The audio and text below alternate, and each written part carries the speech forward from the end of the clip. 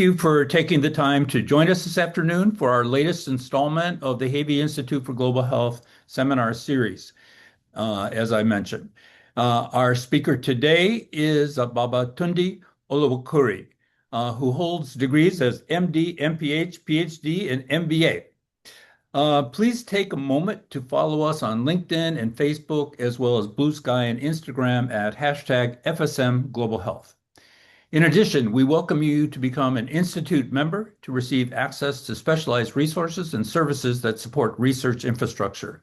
And for more information, please visit our website at globalhealth.northwestern.edu/members.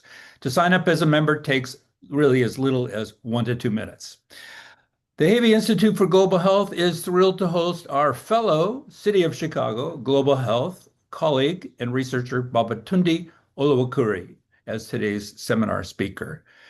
Dr. Olowokure is the Associate Dean for Global Health at the University of Illinois Chicago School of Public Health, and he's an internationally recognized global health leader with more than 35 years of experience dedicated to public health, infectious disease epidemiology, emergency preparedness, and global health security. Most recently, he served as the Regional Emergency Director for the WHO in the Western Pacific region, where he played a key role in pandemic preparedness, emergency responses, and advising on health security strategies. And he worked closely with over 35 member states. He's a medical doctor who holds advanced degrees, as I already said, in medicine, public health, and business administration. And he's a fellow of the UK Faculty of Public Health and a visiting professor at the Australian National University. We welcome you to submit questions for our speaker today through the Q&A feature, which is located at the bottom right-hand corner of your screen at any time throughout the presentation. Please do not use the chat function. Use the Q&A function.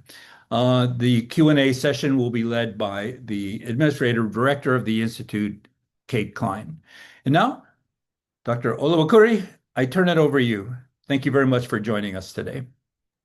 Thank you very much for the introduction, Rob. It's really great to be here, and thank you for inviting me to give a talk today on this particular topic. Rob has given a very good background of my experience and career to date. I think, and this really means that quite a few of the examples or the cases that I'm going to discuss as part of this presentation are ones that I have actually lived through or been part of a preparedness group in terms of preparing either a country or a region to respond to one of the disease threats that I will talk about. And so in essence, I really want to try and give you something to think about in terms of when countries say they were not prepared. Is it that they were not prepared, or is it that they were not ready? And so the distinction between preparedness and readiness is what I will be discussing, as well as providing a different way of thinking in terms of how we should be able to respond to the various increasingly complex and increasing number of global health security challenges that we are currently facing. So I'm going to start with the preparedness paradox, as I term it, and you'll see I have different markers for the sections as we go through the presentation. So when we talk about the preparedness paradox, WHO has 196 states parties who have signed up to the international health regulations, and there is a distinction between states parties and countries. So states parties, there are two of them. One is Liechtenstein and the other is the Vatican. And so these have signed to the international health regulations, but they're not considered to be countries as such. Now, when we look again then at how much is spent by these states parties 15 billion and over in terms of US dollars are spent annually in terms of health security preparedness around the world. And health security preparedness, really, a lot of that, when we talk about preparedness, is about saying, do you have a plan? And if therefore, if you have a plan, you can tick that box and you say, yep, we're prepared. However, the having a plan will not stop an outbreak. And as we know, documents do not save lives. It's really being able to respond in an appropriate manner to the threat that you are facing, be it a disaster or an outbreak of an infectious disease or a pandemic as it makes its way towards your particular country. It's a little bit of a busy slide here, but again, this is the what I term the preparedness paradigm. And so, as I mentioned earlier, in terms of preparedness, when we look at preparedness, it's about what documentation do you have? I have supported countries when they've been looking at their IHR compliance. I've also supported them when they're looking at their joint external evaluations, and I've done several external evaluations in many countries. And basically, the scores that are obtained from either the IHR compliance or the JEE evaluation scores are used to determine whether a country is prepared or not. But the challenge, of course, is that when we say that they have those documents, it doesn't mean that they also have the operational capacity or capability to operationalize the resources or to actually respond when their system is under pressure, for instance, as a result of Ebola, as a result of COVID-19, or as a result of Zika or chikungunya. There is something called the Global Health Security Index, or GHSI, which assesses WHO member states on the various parameters that you can see there. And that index was used to rank, is used to rank countries in terms of, again, how prepared they are to deal with a threat or how prepared they are to respond. And I'll come back to that particular index later and I'll explain it in a bit more detail. The National Action Plans for Health Security, these are then usually following a JEE. Member states will do a National Action Plan for Health Security or a NAPS, and this is an output that is then again says whether the country has made plans on how to respond. And again, this is not demonstrated by actual capability. Another challenge, of course, within preparedness is that WHO and World Bank actually wants member states to demonstrate how prepared they are by either having done a JEE or having a NAPS available. And so again, we are potentially incentivizing the wrong aspect of the means of being able to respond to a health security threat. And then finally, again, preparedness then is conflated with the ability to actually respond to a health security threat, whereas what we really need is to identify the critical operational gaps that that a country has, and then also deal with those in a way which will ensure health security at both the subnational level and as well as the national level. So the Global Health Security Index, there's a ranking, and the most prepared country, according to the global rankings in 2019, you can see there the first three countries, United States, United Kingdom, and the Netherlands. However, as a result of COVID-19, the first two had the highest per capita mortality rates globally. when we look at the countries on the other side, these are countries who had lower global health security index scores. So the scores are out of 100, and so that's what you can see there. Um, these countries with fewer resources, they actually had much lower mortality rates, and they responded much more rapidly to the threat of COVID-19.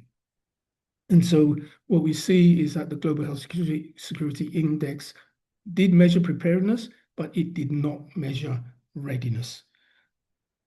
Okay, and here again, just to show this in a graphical manner, you can see the Global Health Security Index for the top 7 or 8 countries there, 9 countries, and you can clearly see the high mortality rates in terms of the USA, the UK, and then also Sweden as well. Okay, so this one now, and the next section, I'm going to talk to you about the what we call evidence of failure, and this is really again showing that preparedness, how preparedness is measured, actually leaves us with several gaps in terms of how we can be ready to respond to global health emergency threats. And so, what the current frameworks measure, and those frameworks are, as mentioned previously, the international health regulations, as well as the joint external evaluations, and a number of other frameworks that are used by WHO and countries in order to determine their preparedness. Those frameworks measure mainly plans and also trained personnel. There is no verification of how well these things would work when the system is under pressure. And many countries would do a tabletop exercise. And again, a tabletop exercise will provide you with some understanding of where some of your gaps are, but you will also identify some lessons, and I will come to those a little bit later. But again, it's how those lessons are implemented or learned, and whether they are ignored and why they're ignored. So what our current frameworks do not measure, as you can see, political will and speed of decision making. And these we found were crucial during COVID-19, as well as the subnational and district level gaps. And it's very clear that when an outbreak starts, an outbreak usually starts at the local level. Very rarely it's going to start in the national capital. It's usually somewhere in the local level in a remote district. And we're seeing this with Ebola. We've seen it with Ebola several times. And we also have seen this on numerous occasions with outbreaks of cholera and so on and so forth. And so there is a need for future frameworks to be able to look at these missing gaps and be able to address those. So the first case I'm going to, so case study I'm going to look at is really Hurricane Katrina, and I think many of you will be familiar, more familiar with this than I was.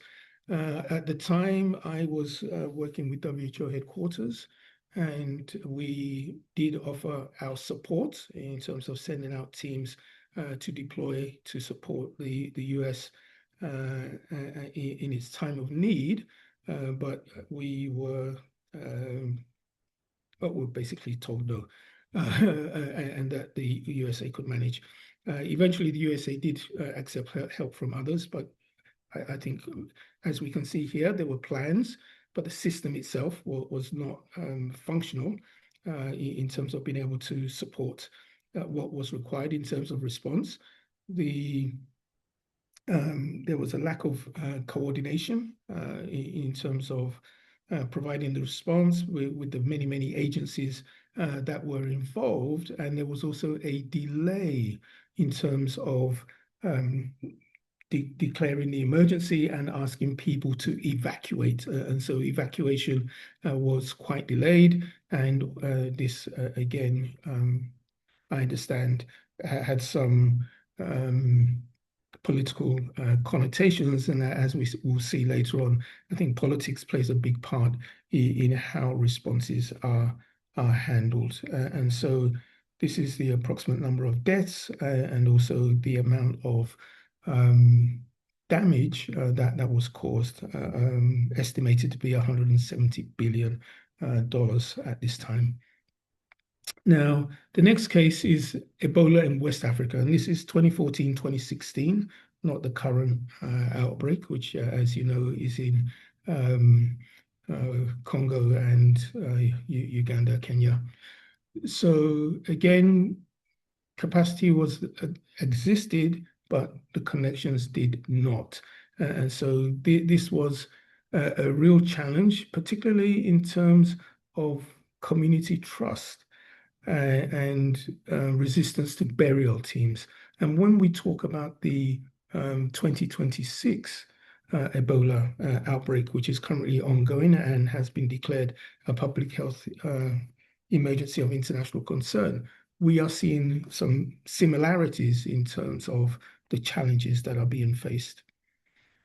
So COVID-19 itself, and I know many of you went through this in various guises, and this was really the definitive test of preparedness, and unfortunately, we were not ready. Preparedness, as we saw with the Global Health Security Index, showed that countries were essentially prepared. None of them scored close to 100, but they were essentially said to be prepared. But however, what we saw was that those who ranked highest did not do very well. The global disruption of supply chains, and so there were shortages everywhere. Ventilators, N95s, PPE, everything was in short supply. And this really, and of course, with the lack of movement, supply chains were really stymied in terms of being able to move items from A to B. This really caused a lot of problems for WHO, as well as for the countries that were fighting this particular disease. Within high-income nations, but also everywhere else, vaccine hesitancy, misinformation, political polarization, these all served to undermine the response to COVID-19, and in some cases elevated the number of people who elevated mortality rates, as well as people who got COVID-19. And so this again, really, countries were stretched to their limit, and systems were not coping. And what we also saw was this challenge with equity as well. And while vaccines were produced at a very rapid rate and were made available, the high-income countries were actually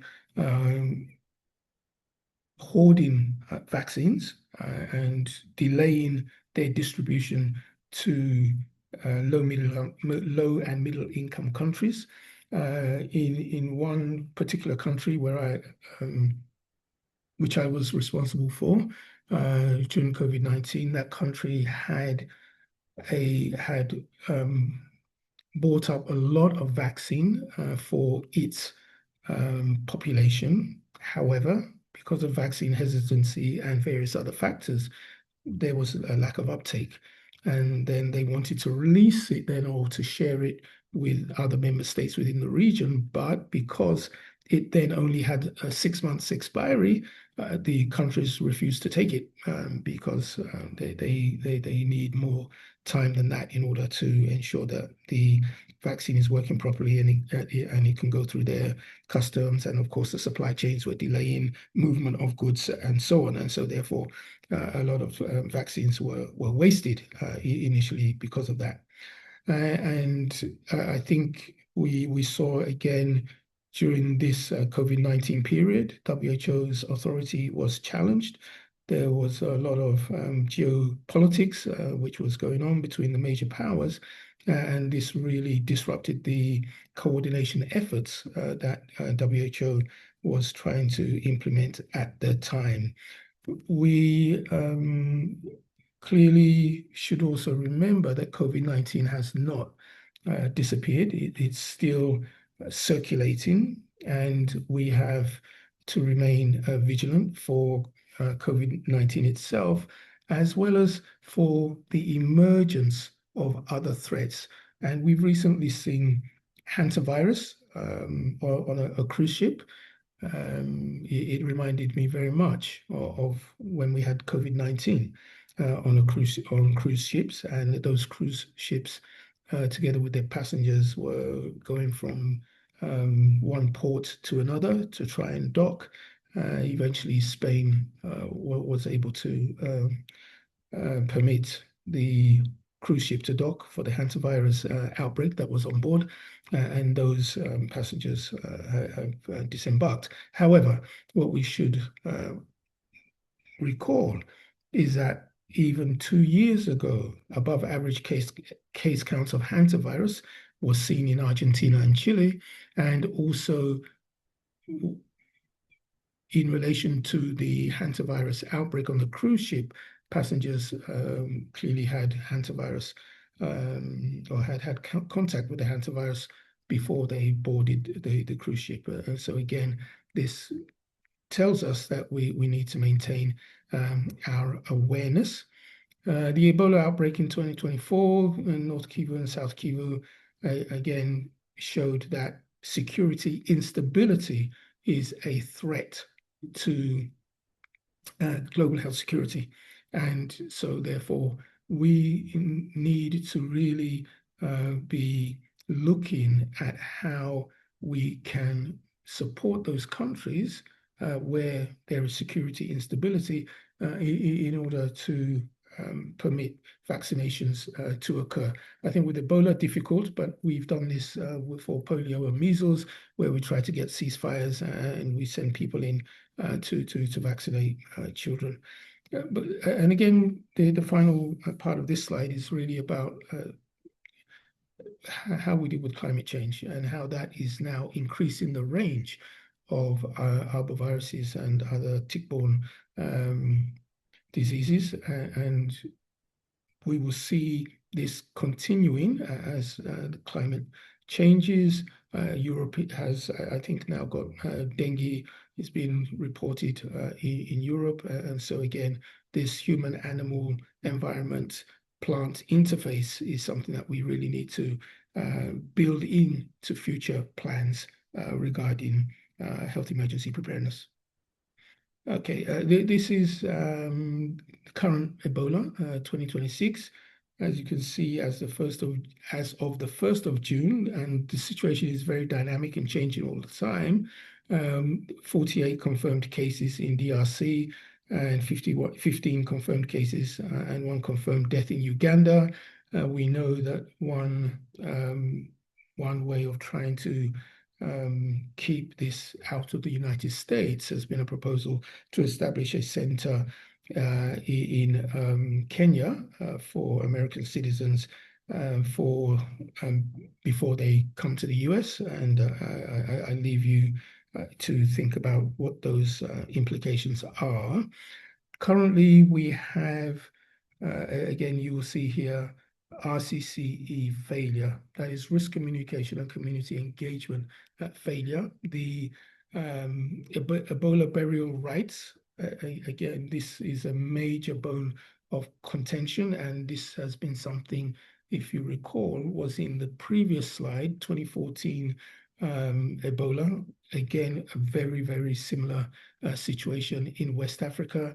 And now in DRC, similar situation where people are basically attacking treatment facilities, they're attacking burial teams, and they're actually stopping them from burying people, opening the coffins, and then unzipping the body bags, and then handling the remains of their relative, because in their culture they have to wash the body, and they also At times they may kiss the body as well. And again, we know that this is an amplifier for Ebola. You'll see at the top the diagnostic challenge, and that the early response again was challenged because of this strain being a new strain that we are very unfamiliar with, and was not one that was in anybody's previous scenarios on how to deal with Ebola.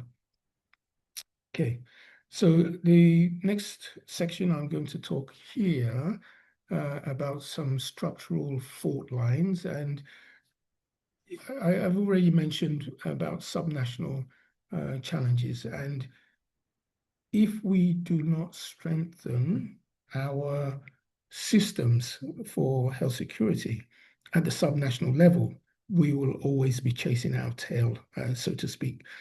And again, the current Ebola outbreak is a very, very good example of that.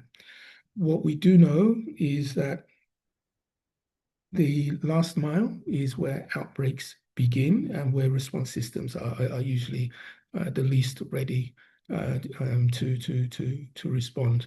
And so again, when we're doing our sort of preparedness indicators or readiness indicators, if we only focus on national areas, then we will have challenges in local areas.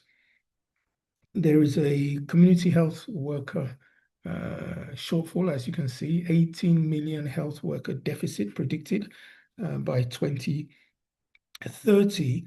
And of course, this is most acute in the divisional and community level, not, of course, in the national referral hospitals. IHR scores, again, a big challenge here. As mentioned previously, they are national and not subnational. And of course, that then means aggregation of national capacity only. And when I've worked with member states on this, it's also, you find that their scores for the SPA, which is the one they have to do every year, they can vary each year depending on who's filling out the form and whether they've done a multi-sectoral meeting in order to be able to complete that form. And usually that's, usually in several countries, that is not the case. It's just one person fills out the form and then submits it. And so again, you may not be getting a true idea of what the actual capacity of that country is. And so therefore, those subnational gaps, they're really critical, and we do need to know what they are. This is just this arm. Okay, so this slide really gives you some more information about this climate health security nexus. And I've already talked about the expansion of vector-borne diseases, and you see there the dengue cases in Europe in 2024. Flooding we are seeing, and cholera resurgence, and this is really, again, a challenge, particularly as we do have a cholera, we have a vaccine, but it's again moving that into those areas where it's required is a problem. The zoonotic spillover, and that will continue. We also have the traditional food markets as well, where exotic animals may be slaughtered or kept together with other animals, and therefore the viruses may transmit between them or may mutate, and then we find a challenge there. Particularly, we're seeing hantaviruses also increasing its range as well. So that's something to look out for. Tick-borne encephalitis in Chicago again, or at least in Illinois, is also being reported in increasing numbers. And so these are things that we, at the local level here, we can also ensure that we have surveillance systems which can pick those up. Okay, so the global health workforce crisis, I just a few notes about that. as previously mentioned, 18 million worker shortage, and 83% of that shortage is concentrated in sub-Saharan Africa and Asia, parts of Asia. We also have evidence that 50% of trained African physicians emigrate to high-income countries within 5 years of qualifying, and that the estimated cost of health worker migration from Africa is 2.4 billion. Now, again, with the global health workforce crisis, we saw this amplified during COVID-19 as countries in the global north were poaching healthcare workers from the global south because their workers were burning out, they didn't have enough, and so on and so forth. And so again, this had a knock-on effect in terms of the ability for countries in the global south to respond to COVID-19. And as you can see from the other box there, the physician ratio in those countries is already poor, with 1 per 1,000, whereas in high-income countries it's 3.5 per 1,000 population. Supply chain fragility. I'll just skip over this, but I'm sure you're all aware. The challenges here are really about where are our pharmaceutical ingredients, where is the pharmaceutical manufacturing taking place? And this is mainly India and China to an extent, but we know with vaccines that concentration is in the global north. So the global north is where our most of our vaccines are being produced. Now, the member states of AFRO or Africa or Africa CDC is now proposing that African countries now start to produce their own vaccines as well and establish vaccine manufacturers. And in one way, of course, this is a good thing, but there would need to be some sort of governance. There would need to be licensing, and of course, then they would need to be economically viable. And of course, currently what we have is a situation where India and China produce very, very cheap drugs. And I do know in some countries where they do produce their own drugs, they actually import more from India and China and therefore undercut their own capacity because it's actually cheaper to import than it is to actually produce their own. Which is, again, a challenge for them. Last mile delivery, again, this is where we had challenges in WIPRO, in the Western Pacific region of WHO, particularly trying to get COVID-19 vaccine to the Pacific Islands. What was a challenge. Of course, there was no road. You have to go by sea, get into your canoe and paddle across with the vaccines, and then maintain the cold chain, and then be able to give the vaccine to the healthcare workers there, or at times one of our country office representatives actually had to climb up a mountain in order to deliver vaccine to 5 children. And so last mile differs for various people, but it's really a challenge to get those last or to ensure delivery to the last people who need it, because they're usually in some remote geographic area. I will move on to the next slide. And so this section, I think I finished with trust. And basically, without trust, it doesn't matter how good your systems are, everything fails. Because as we saw again, using COVID-19 as an example, and with the current Ebola situation, if you don't engage with the community, if you don't build trust early enough, then you will not be able to carry out your response to the fullest extent. People will refuse vaccines. You will see misinformation and disinformation particularly on social media. And again, the challenges will be mainly felt in, I think, high-income countries as well as low-income countries. But it's a challenge globally. So trust needs to be built as early as possible in order to ensure implementation of response measures and prevention. So we move to the next section, and this is lessons and implementation. And I think here, having looked at what has happened in various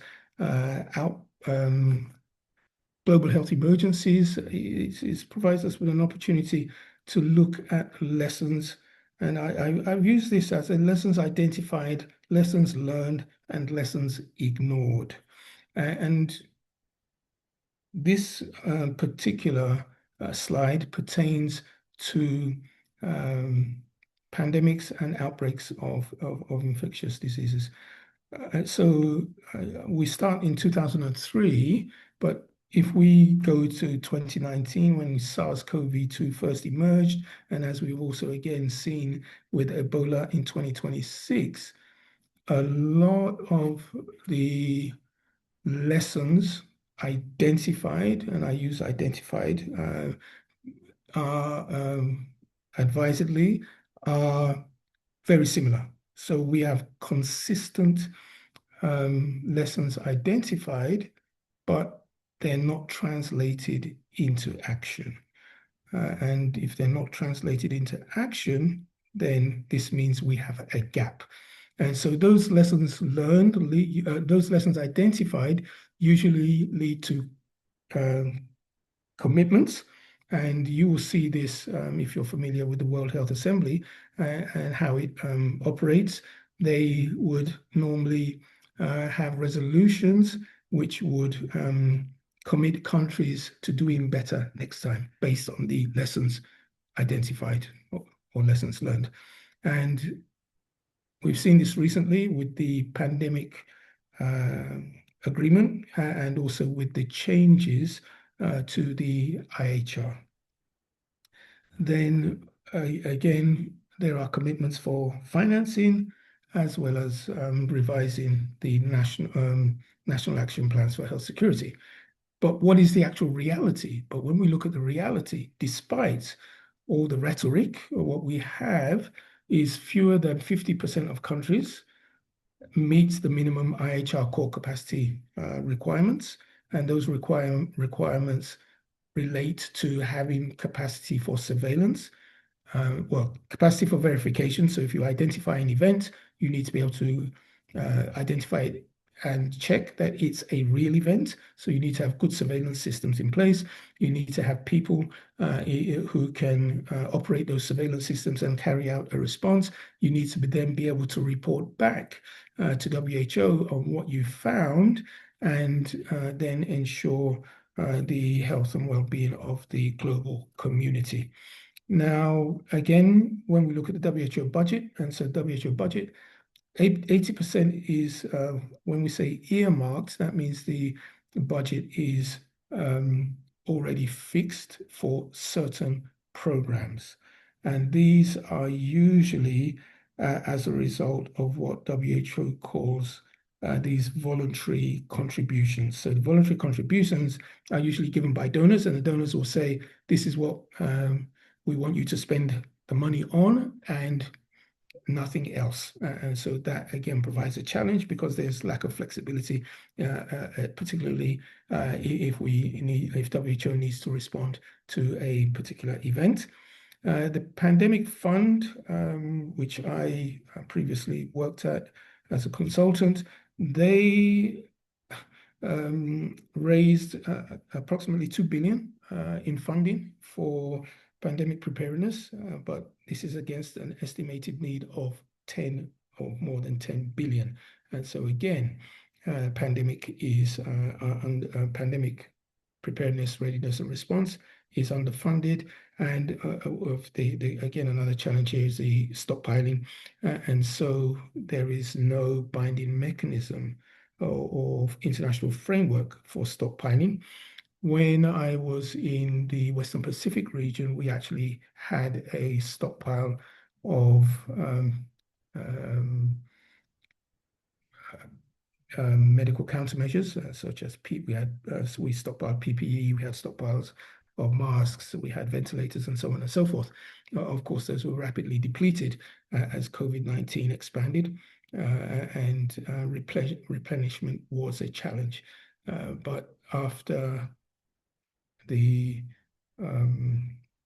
as the pandemic died down, of course, we were then able to replenish what we had, and so therefore our region, or the WHO Western Pacific region, was able to maintain its stockpile and it should be ready for the next pandemic. Okay, so when we talk about lessons, so we had lessons identified, lessons learned, and there was a gap between what was identified and what was learned. And then lessons are also ignored. And this is a great challenge. And they're not ignored because we don't know what we should do, but they are usually ignored because of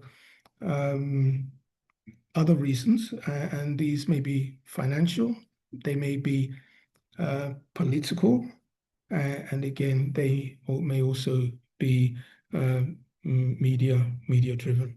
And what we can see here is, of course, that the electoral cycles and pandemic risk cycles are not the same. And so our reward is usually to countries who appear to be ready, because the timelines for any return on investment for pandemic preparedness or readiness is far too long. And so this is a challenge for politicians, and it's also a challenge for us as public health people when we try to justify being prepared for something that may or may not happen in the next 5 to 10 years. But what we are seeing now is this a shortening of the cycle in terms of when pandemics occur, and also the increasing number of public health events of international concern. And so this is again a challenge for us as part of the global community, is to ensure that we as public health people, or those with an interest in global health, that our politicians, our media, and donors all are aware that we need to remain prepared, we need to remain ready, and so we need to renew those plans that we have. We need to also ensure that these global health emergencies remain on the agenda. I think, of course, where we are now, having just had hantavirus and also now with Ebola, that is very clear and evident. But when they are not there, what we see is the urgency then dissipates, and then we have a challenge in terms of obtaining funding for preparedness and readiness. So what I am therefore proposing is that in place of what we currently have is to move towards this sort of 5 dimensions of readiness: technical readiness, institutional readiness, social readiness, and also resource and adaptive readiness. Technical readiness is really that capacity to detect, diagnose, and characterize and follow a pathogen. The institutional readiness is about command structures and ensuring that we have functional EOCs. And EOCs are emergency operations centers, which are mainly used for communication of events and dissemination of information. The social readiness, as we've seen with Ebola and COVID-19, is really critical to any response that we would make. And then that resource readiness, when we talk about those supply chains, So pre-positioning supplies, which is actually what WHO and others have now done in terms of positioning supplies in different parts of the world that they can readily move. And then also having that adaptive readiness, so the ability for the institution to learn in real time and to be able to make changes to whatever protocols or plans that they have while applying lessons from after action reviews. And after action reviews usually take place 24 to 72 hours after an event, and then incorporating those into the next response cycle. And so it's those 5 dimensions, I believe, would then really help us in terms of being ready. And one framework that would again would help us is this 717 framework. So 7 days to detect an event, 1 day to notify, and then 7 days to respond. And this has come from the Resolve to Save Lives NGO and Tom Friedland's NGO. And I think this is a very good way of being able to measure how ready or how prepared a system is when it encounters a threat or a new threat. And so this what we do know is that the longer it takes to detect, then the greater your morbidity and mortality associated with the event. We also know that delayed notification, such as in Ebola, again affects your ability to respond appropriately. And again, that delayed response then also impacts not just on the local place where it's happening, but also then leads to spread either nationally or globally. This is again I was going to say AI. You automatically think avian influenza. Of course, it's not. It's artificial intelligence. So, artificial intelligence is both something that is going to help us, but also something that we also need to be very, very clear carries its own challenges as well. And I'm not going to dwell on this because I know my time is running out, but I'll just leave that with you. So we should remember that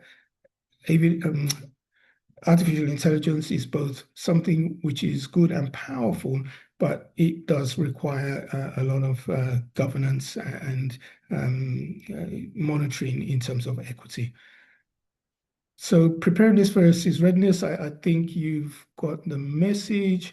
It's really preparedness. The key question is, do we have it? And with readiness is, can we actually do it under pressure?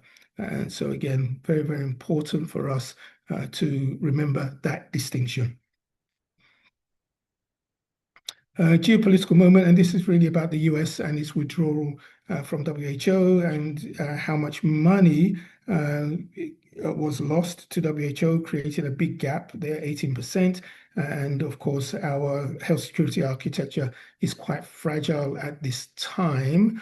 These are the consequences of the US withdrawal: 650 million, 14.9 million lives previously saved by PEPFAR, now at risk, and also 47 WHO programs directly affected. The picture on the right is the time when the Stars and Stripes were lowered at WHO for the last time in Geneva. And of course, US is the first state to withdraw from WHO in 77 years.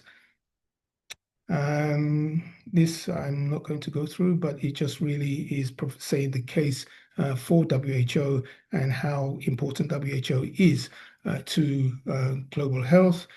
The preparedness gap, if we look at the estimated economic losses of COVID-19, 16 trillion and 14.9 million souls, unfortunately, also lost their lives. And 5 shifts towards readiness. I think that Okay, my friend Usain Bolt, but I don't think we have time for that. Do we have time for that? We're a little short on time. You've got Oh, about 8 minutes left. okay. Okay. So I'm not sure if it will work, but this is just to emphasize that difference between preparedness and readiness. Oh,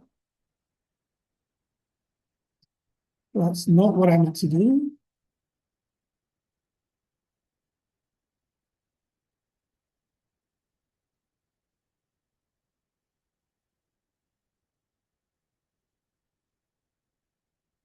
So this really is to show how the difference again, once more, between preparedness and readiness, just to make it real. To make it real for you.